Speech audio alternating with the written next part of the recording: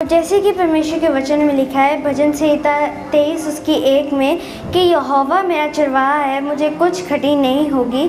तो दाऊद ने परमेश्वर को चरवाहा इसलिए कहा क्योंकि वो खुद एक चरवाहा था और वो जानता था कि एक चरवाहा अपनी भेड़ों की कितनी केयर करता है, उनसे कितना प्यार करता है। इसलिए दाऊद ने परमेश्वर को चरवाहा कहा क्योंकि परमेश्वर ने दाऊद को बचाया था, उसकी सुरक्षा की थी। जब वो जंगलों में था कोई भी जानवर उसे मारने नहीं पाया, और जब राजा शाऊल दाऊद को मारने के लिए उसके पीछे पड़ा था तब भी परमेश्वर ने दाऊद को बचाया। इसलिए दाऊद ने परमेश्वर को चरवाहा कहा। आगे हम पढ़ते हैं 23 की 2 में लिखा है, वह मुझे हरी हरी चराइयों में बिठाता है, वह मुझे सुखदाई जल के झरने के पास ले चलता है।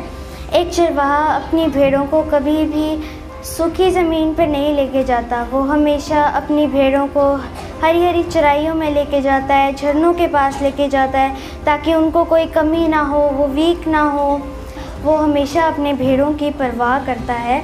सेम उसी रीति से परमेश्वर भी हमारी परवाह करता है। परमेश्वर भी हमें कभी कमी नहीं होने देता। परमेश्वर भी हमारी लाइफ में हमारी सारी ज़रूरतों को पूरा करता है।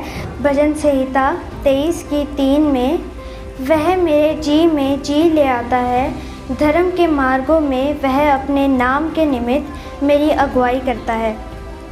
इस वचन का मतलब है कि परमेश्वर हमारी डिफ़िकल्ट सिचुएशंस में हमें सामर्थ्य देता है, हमें दिलेरी का आत्मा देता है, हमारे अंदर से डर के आत्मा को ख़त्म करता है, हमें दिलेर बनाता है, हमें हिम्मत देता है। जैसे परमेश्वर ने दाऊद को सामर्थ्य दी थी कि दाऊद गोलियत से लड़ सके, वैसे ही परमेश्वर हमें भी सामर्थ्य देता है, हमें दिलेर बनाता है, हमारे अंदर दिलेरी का आत्मा देता है। तो जैसे कि परमेश्वर के वचन में लिखा है भजन संहिता 23 के 4 में, चाहे मैं घोर अंधकार से भरी हुई तराई में होकर चलूँ तो भी हानि से ना डरूँगा।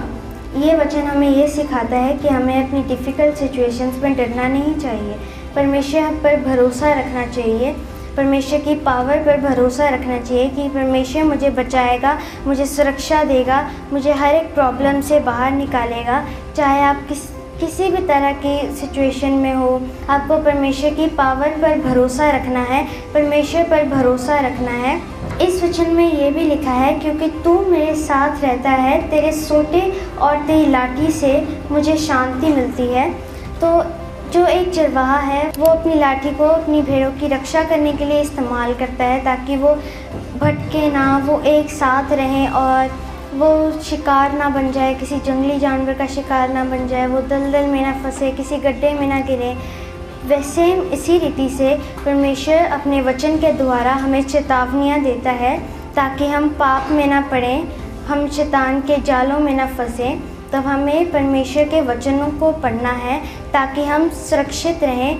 तो जैसे कि परमेश्वर के वचन में लिखा है भजन संहिता 23 की 5 में, तू मेरे सताने वालों के सामने मेरे लिए मेज़ बिछाता है। मेज़ बिछाने का मतलब कि परमेश्वर हमें ऑनर देता है, हमारी इज़्ज़त को बढ़ाता है, हमें ऊंचा करता है। और यदि हम किसी अपने रिलेटिव के घर जाते हैं, वो हमारे आगे मेज़ बिछाते हैं, हमारे आगे डिशेस को रखते हैं, हमारा ऑनर करते हैं, हमारा सम्मान करते हैं, हमारे साथ टाइम स्पेंड करते हैं। सेम उसी रीति से परमेश्वर हमारे शत्रुओं को शर्मिंदा करता है, हमें ऊंचा करता है, हमें ब्लेस करता है, हमारे शैतान को हमारी ज़िंदगियों से शर्मिंदा करता है हमारे द्वारा। जैसे वचन में ये भी लिखा है कि तूने मेरे सिर पर तेल मला है, मेरा कटोरा उमड़ रहा है, जिसका मतलब है कि परमेश्वर हमें अनॉइंट करता है, हमें मसा करता है, अपने कामों को करने के लिए हमें अनॉइंट करता है। और जैसे कि परमेश्वर के वचन में लिखा है साम 23 की 6 में, निश्चय भलाई और करुणा जीवन भर मेरे साथ साथ बनी रहेगी और मैं यहोवा के धाम में सर्वदा वास करूँगा।